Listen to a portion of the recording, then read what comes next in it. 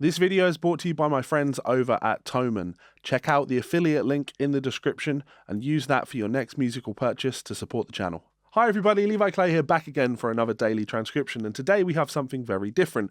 Usually I'm doing these videos to share something that I've known about for decades and I think that you'll enjoy. Well, today I wanted to do something that I am enjoying, something that is for my own personal growth and development, because a year ago I started playing the Hammond Organ. I absolutely love it, and I love Jim Alfredson. He is of the band Organissimo, fabulous player, and I wanted to transcribe one of his little solo blues things. The organ's a fascinating instrument because when you hear a guy playing the organ, you're hearing a guy play the bass for himself, you're hearing him comp for himself, you're hearing him play melodies, you're hearing him use his feet to play bass notes, you're hearing him use his feet to control the volume and expression. It's a fascinating instrument. I love the way it sounds, and I'm always looking to learn more of it. And I also wanted to try out a Sibelius transcription.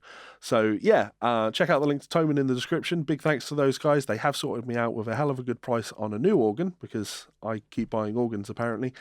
Jim Alfredson, take it away, sir. You're awesome. Keep inspiring people.